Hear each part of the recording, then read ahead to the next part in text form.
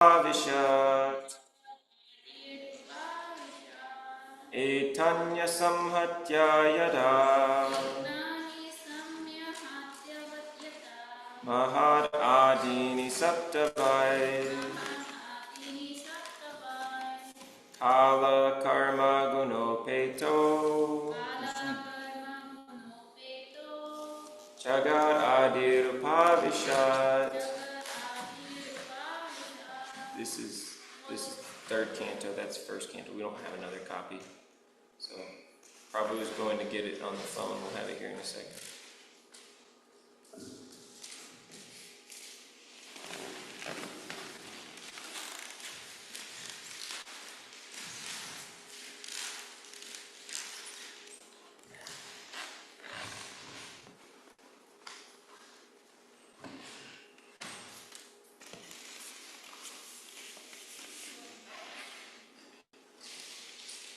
It's going to take a minute. Just go ahead. Etani samhatya yada Etanya samhatya yada Mahat adani saptavai Mahad adini saptavai Kala karma punopeta Kala karma gunopeto Jagat adir upavishat Jagat adirupavishat.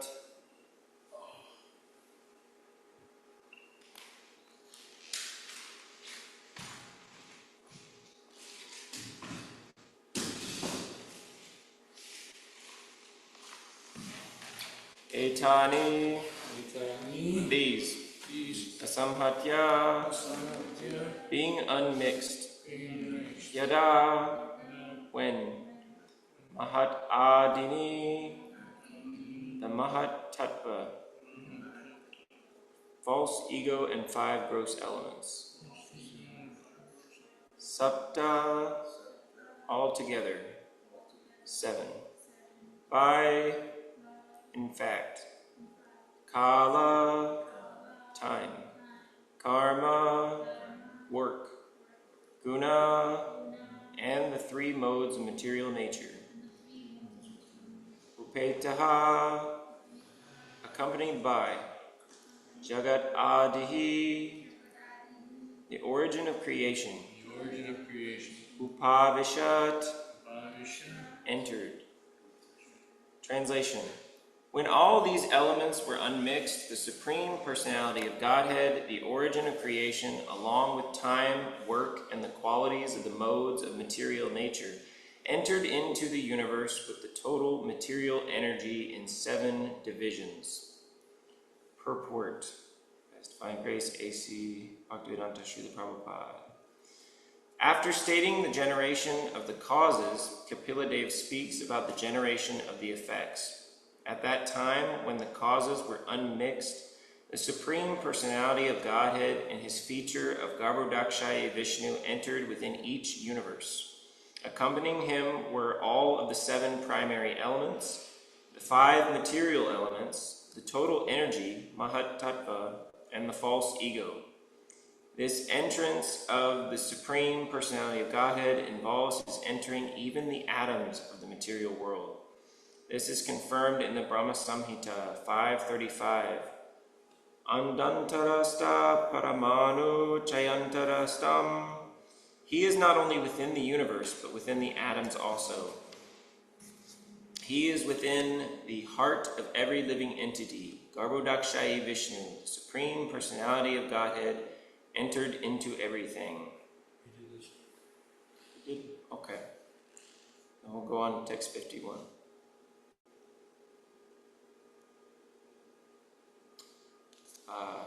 We'll do call and response. Tatastena vidhebyo yuktebyo ndam acetanam utitam purusho yasmad udatishtada salvarat.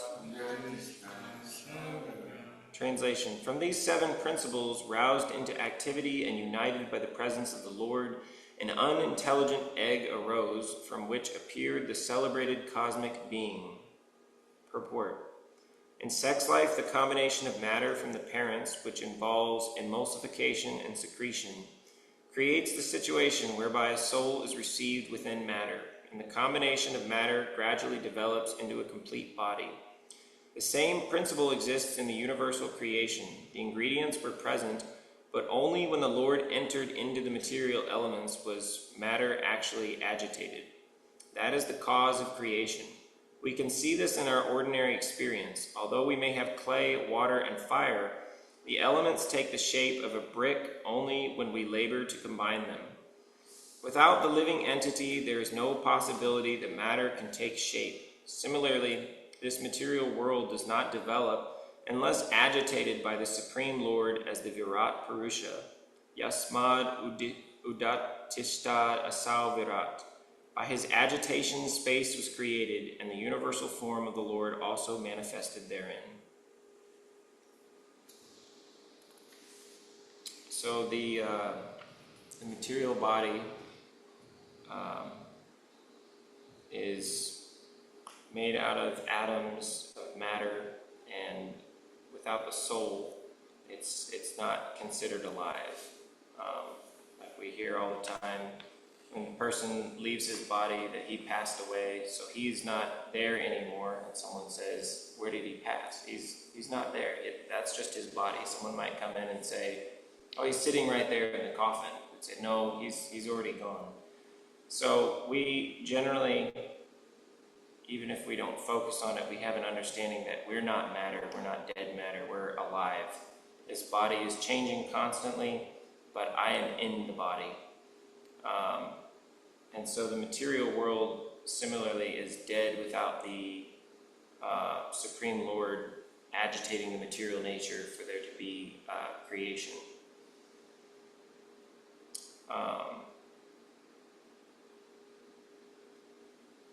And so it's talking here about by the union of the male and the female, the soul gets a body.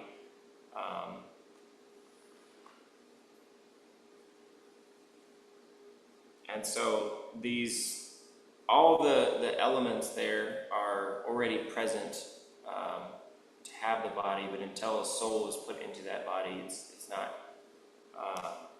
not alive. It's not able to do anything.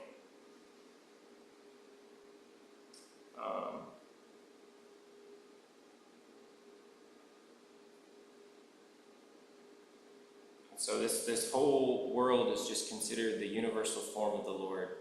The previous purport was saying he's in every atom. So, the devotees, they try to develop this attitude of having respect for every other living entity, because Krishna is in the heart of every living entity. But not just every living entity, also the atoms, these inanimate objects, Krishna's within them. So, or making the flower garlands, we try to make sure any of the flowers, as long as they're nice enough, we don't waste any of them. If we're honoring prasadam, we try to make sure we clean the plate very nicely. If we're out on book distribution, if we see one person walking by us and we're like, he might not want a book, we try anyways, because Krishna is in the heart of everybody and everything. And even within the inanimate objects, it's very important not to waste Krishna's energy.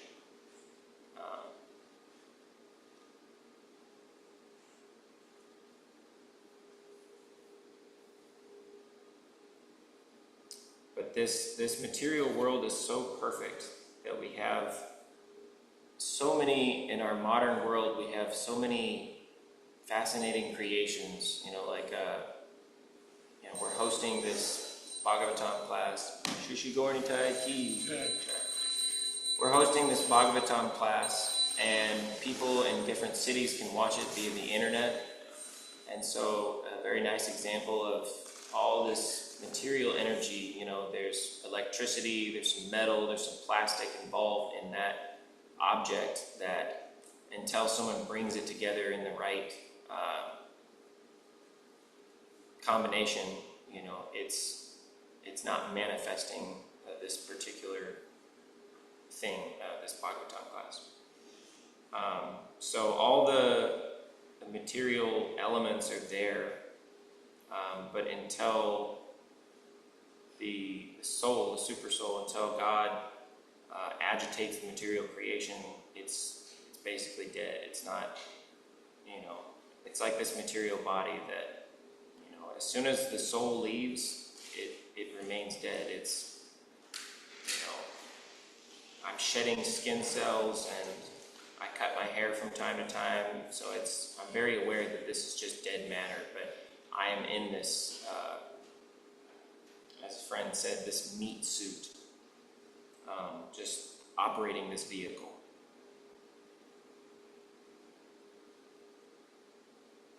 And so, this material world is so amazing that Krishna says, I'm the light of the sun and the moon, I'm the taste of water. For the neophyte devotee, he can imagine that, any great thing he sees, he looks up in the sky and sees the sun. The sun, there's only one in the entire universe. It's so bright that if you look at it for too long, it'll damage your eyes. If you stand out in it too long, you'll get sunburned. And yet it's needed for pretty much all of life's processes in some way. We see that if you put plants in the window, often they'll turn to get the most light they can. And so the sun is such a perfect example for God, that this material world is just darkness, ignorance, and without the sun we can't see anything. And so the sun is a good representation of the Supreme Lord, that just like the sun, without Krishna, we're in ignorance. And it says in the spiritual world that spiritual world is completely lit up without need of sun or moon. Everything is effulgent there.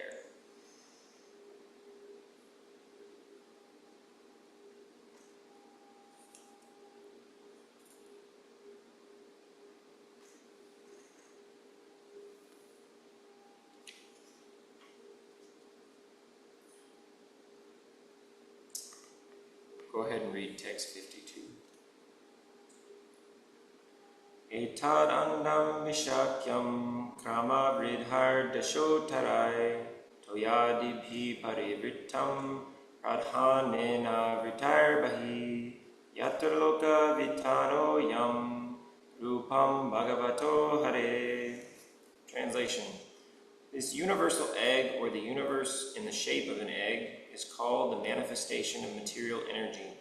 Its layers of water, air, fire, sky, ego, and Mahatattva increase in thickness one after another. Each layer is 10 times bigger than the previous one, and the final outside layer is covered by pradhana. Within this egg is the universal form of Lord Hare, of whose body the 14 planetary systems are parts. Purport. This universe, or the universal sky which we can visualize with its innumerable planets, is shaped just like an egg. As an egg is covered by a shell, the universe is also covered by various layers. The first layer is water, the next is fire, then air, then sky, and the ultimate holding crust is pradhana. Within this egg-like universe is the universal form of the Lord as the Virat Purusha. All the different planetary situations are parts of his body.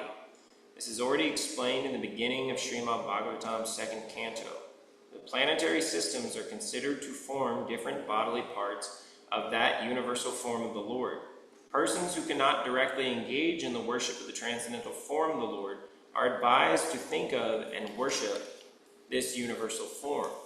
The lowest planetary system, Patala, is considered to be the soul of the Supreme Lord. That's S-O-L-E. Soul of the Supreme Lord. And the earth is considered to be the belly of the Lord. Brahmaloka, or the highest planetary system where Brahma lives, is considered to be the head of the Lord. This Virat Purusha is considered an incarnation of the Lord. The original form of the Lord is Krishna, as confirmed in Brahma Samhita, Adi Purusha. The Virat Purusha is also Purusha, but he is not Adi Purusha. The Adi Purusha is Krishna. Ishvara Parama Krishna Sachidananda Vigraha Anadirada Govinda. In Bhagavad Gita, Krishna is also accepted as the Adi Purusha, the original. Krishna says, "No one is greater than I." There are innumerable expansions of the Lord, and all of them are Purushas, or enjoyers. But neither the Virat Purusha nor the Purusha avatars, Karonodakshayi Vishnu, Garbhodakshayi Vishnu, and Kshirodakshayi Vishnu, nor any of the many other expansions is the original. In each universe there are Garbhodakshayi Vishnu, the Virat Purusha, and Kshirodakshayi Vishnu. The active manifestation of the Virat Purusha is described here. Persons who are in the lower grade of understanding regarding the Supreme Personality of Godhead may think of the universal form of the Lord, for that is advised in the Bhagavatam. The dimensions of the universe are estimated here. The outer covering is made of layers of water, fire, air, sky, ego, and Mahat Tattva, and each layer is 10 times greater than the one previous. The space within the hollow of the universe cannot be measured by any human scientist or anyone else, and beyond the hollow there are 7 coverings, each one 10 times greater than the one preceding it. The layer of water is 10 times greater than the diameter of the universe, and the layer of fire is 10 times greater than that of water. Similarly, the layer of air is 10 times greater than that of fire. These dimensions are all inconceivable to the tiny brain of a human being. It is also stated that this description is of only one egg-like universe. There are innumerable universes besides this one, and some of them are many, many times greater. It is considered, in fact, that this universe is the smallest. Therefore, the predominating superintendent, or Brahma, has only 4 heads for management. In other universes which are far greater than this one, Brahma has more heads. In the Chaitanya Charitamrita, it is stated that all these Brahmas were called one day by Lord Krishna on the inquiry of the small Brahma, who after seeing all the larger Brahmas was thunderstruck. That is the inconceivable potency of the Lord. No one can measure the length and breadth of God by speculation or by false identification with God. These attempts are symptoms of lunacy. So yeah, this story at the end here is mentioned that Brahma went to see God, and he went to see Krishna, and when the gatekeeper, asked him, who shall I say is wanting to speak to him? He said, Brahma. He was asked, which Brahma? He said, what are you talking about? I'm Brahma. And so Krishna showed him that all these Brahmas were waiting to speak with him. Some had 10, 20, 30, however many heads. And so he was kind of humbled by this, that, even though I'm the great Lord Brahma, really there's all these different Brahmas. So there's all these different incarnations of Krishna, talking about the Purusha avatars, Karonodakshayi, Garbhodakshayi, and Kshirodakshayi Vishnu, that Krishna is so omnipotent and all-powerful that he doesn't need to manage his material creation directly. Just like the government, the president may make some big decisions, but he doesn't have to go to the lowest levels of whatever needs orchestrated and take care of that. He has so many department heads and servants that do it just at his bidding.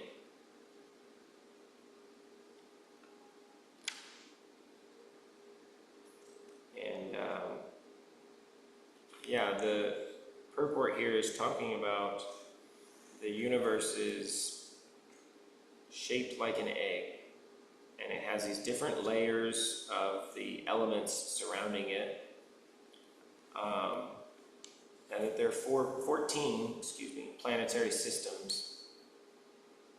So all of this knowledge is, as it says here, these dimensions are all inconceivable to the tiny brain of a human being. So without the Bhagavatam, we would have no knowledge of this.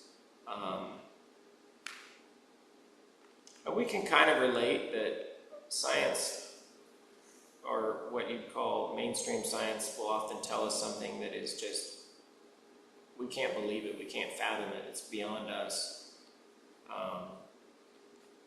Even on the small level, if one of our friends who's a nurse or a doctor is telling us how the human body operates, it's like, I just have to take your word for it. And if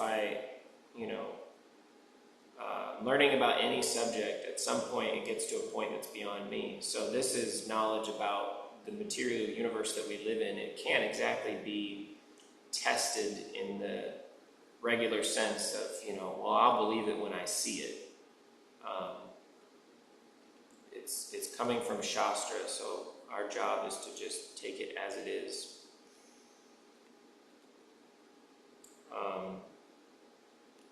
But yeah, there's multiple Brahmas and there's so many universes within the material creation because there are so many living entities.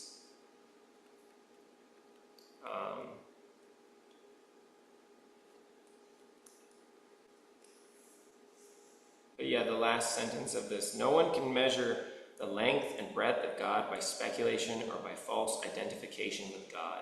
These attempts are symptoms of lunacy. So the desire to know things perfectly by my material senses, that I won't believe anything unless I've confirmed it myself through what I can confirm with this material body, is kind of ridiculous. I can't see what's behind me right now. I can't see what's outside this temple room. There's other life forms, different bodies, animals, insects, whatever, that can see certain light waves I can't see, or they can hear certain things I can't see. So I'm limited in every way. I can't perceive of things perfectly. And so the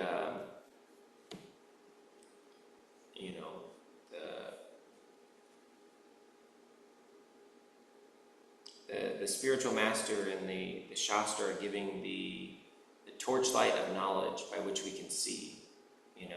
The spiritual master is compared to the boatman. As long as we stay in the boat, we get to the destination because he knows the way.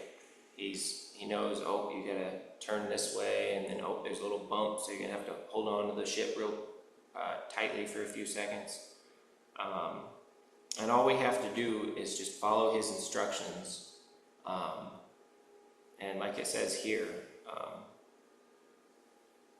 we can't do it by speculation or false identification with God. So those are two of the biggest stumbling blocks, that I think I know better, so I think, well, yeah, the guru said this, but it'd really be better if I did it this way. And then the other one is false identification with God, that the different types of impersonalists, they think that it's all one. And that's there. We say it's all one and different. The Chintya Beta Beta Tattva. So,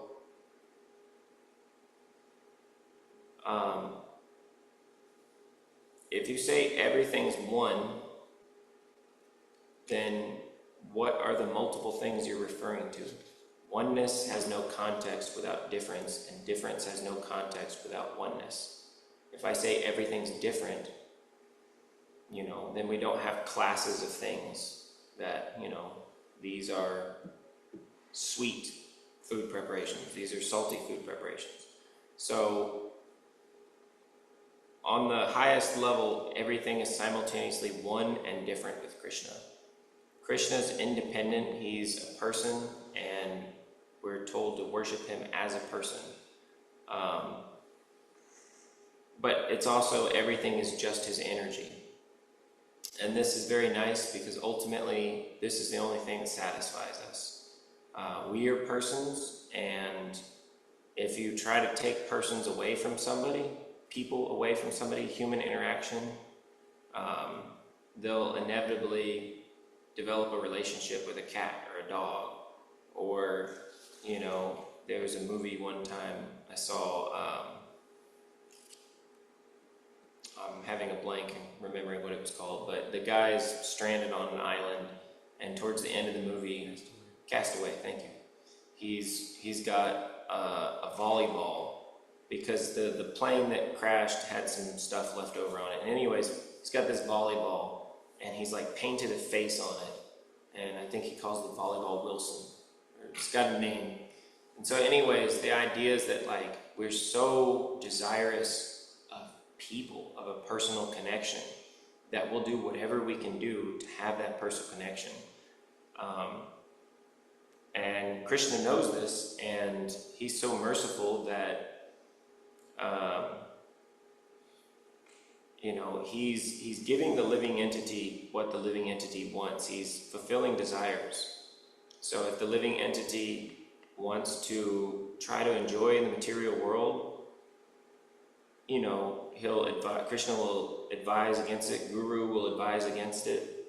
But ultimately, if he really insists, no, I have to enjoy the material world, then Krishna will give him facility, so that way he can play out this, you know, this dream-like illusion and realize that there's no joy there.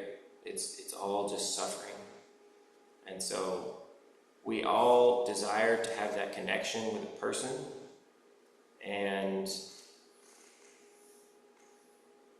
although I have connection with so many people, Krishna is the ultimate person. He's reciprocating with our love better than anybody else. That, you know, if we just take one step towards him, he's taking 10 towards us. That he's not concerned with, you know, is this Prabhu playing the mridanga expertly? You know, did he get, you know, this many books out this week? You know, was the prasadam too salty? You know, all these things. Like, we should want to serve him in the best way possible, but Krishna's ultimately concerned with our love. So, that's a good stopping point. Srimad Bhagavad, sorry, you got a question? You can use this if you like.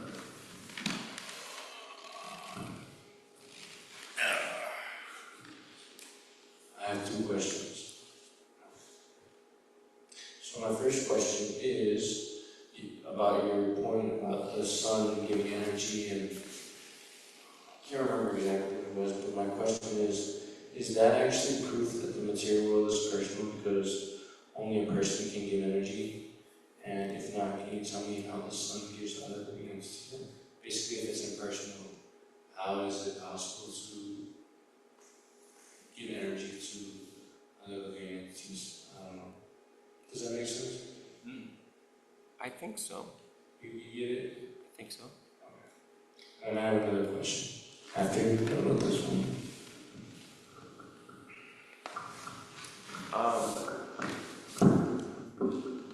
So the sun is Krishna's energy. So ultimately, you were saying there's, if I gather correctly, that there's no energy without the energetic. Like, Krishna is the energetic. He is the person possessing the energies. Basically, energy comes from people. Right, energy comes from people, yeah. So Krishna is the ultimate person.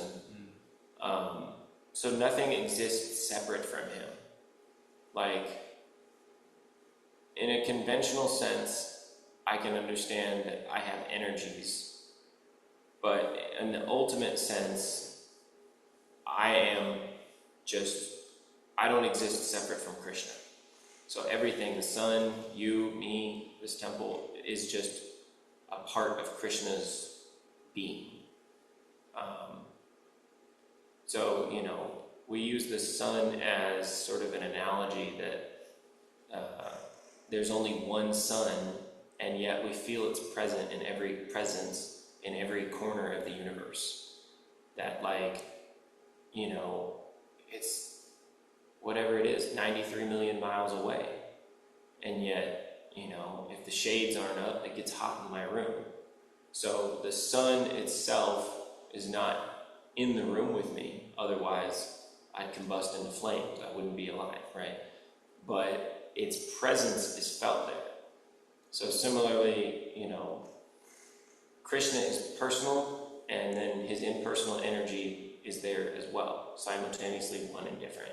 So he's, in Goloka Vrindavan, his Leela, his pastimes, and yet at the same time, this whole universe, the sun is just the example, like any great thing that we see. Like he says, I'm the taste of water. So how many drink preparations are we making, and they all have water in them.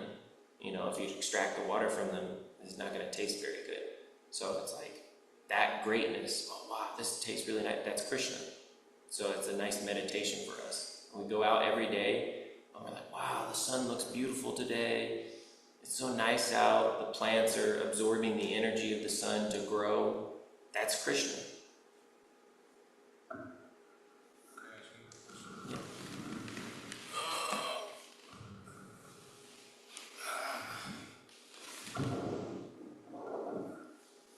Okay, and my second question is about the spiritual master and his instructions.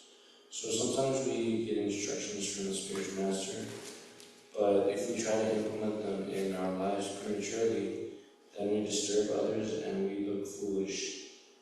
And Prabhupada also says that we don't have to necessarily follow the spiritual master's order right away, but we shouldn't ignore it. But it's also true that we shouldn't wait for spiritual advancement to just come to us, that we should take an active role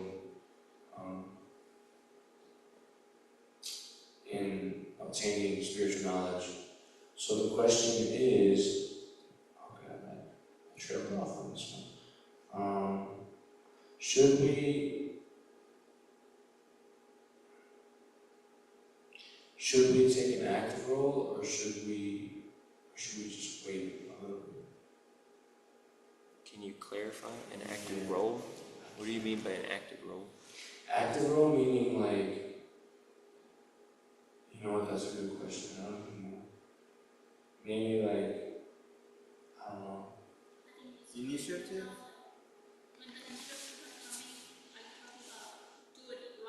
Yes.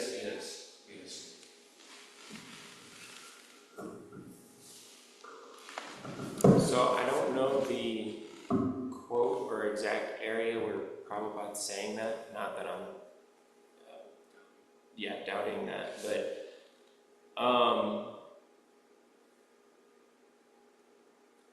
I guess to me the first thing that comes to my mind,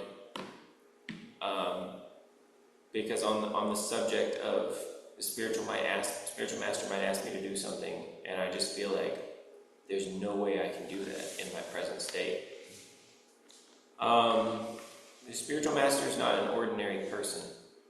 Krishna is giving him everything he needs to guide us on the path. So we shouldn't consider the spiritual master with material vision. That, we shouldn't think we know better than the spiritual master, or that he's making some mistake because he's just some ordinary person. He doesn't really know my capabilities. So the story of the illiterate Brahmana, who his spiritual master told him, you just read Bhagavad Gita. And he can't read, So, people are asking him, why are you reading this? You can't read. He says, I just, I look at it, and I see Krishna and Arjuna, and I think, wow, Krishna is taking the time to be Arjuna's personal charioteer. Like the person who's this is the role of a servant. This isn't the role of God or king. Yet God is coming down and taking this, this service to his devotee. So he's kind of like showing us by example that, not only are we serving, but Krishna serves his devotees.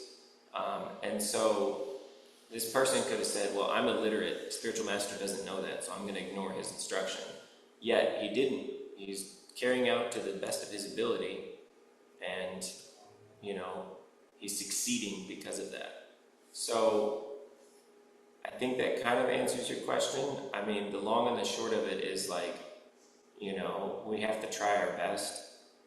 And so, you know, sometimes I might not be able to successfully do what the spiritual master is asking, but I shouldn't have this attitude of just, you know, dismissing things that I don't want to do because I know better. Take one more question. No, I just want to clarify my last question. So for clarification, I meant to say, like, when should we apply these teachings to our lives?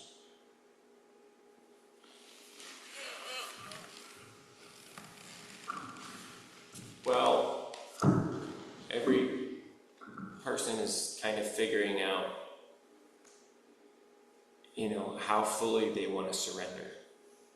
That, you know, this whole Varnashram system and Krishna saying, you know, in the Bhagavad Gita, if you can't do that, at least do this. If you can't do that, you know, plan A, plan B, plan C, you know, that there's always, okay, if you can't do that, at least do this, because Krishna's so merciful. It's not that he just says, you know, Bhagavad Gita could have just been, you know, Sarva Dharma Pratyoja, you know, abandon all varieties of religion. It could have just been boom.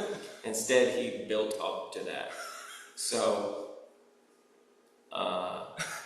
like, we're all trying to figure out how quickly, how fast, how fully I can surrender to Krishna. And so Gurudev is the representative of Krishna. And so if we're, you know, Guru is as good as God. So if we treat him in that type of respect, then we're going to try to do it as soon as possible. There's no time like the present, you know. We have no guarantee that we're going to wake up tomorrow, you know.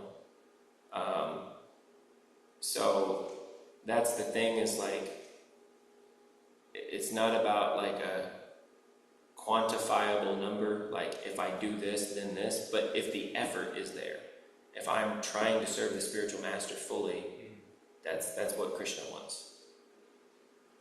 Okay? I have more questions, but I'll ask. Okay, yeah, we can talk about it at breakfast. Alright, Srimad Bhagavatam Ki Jai.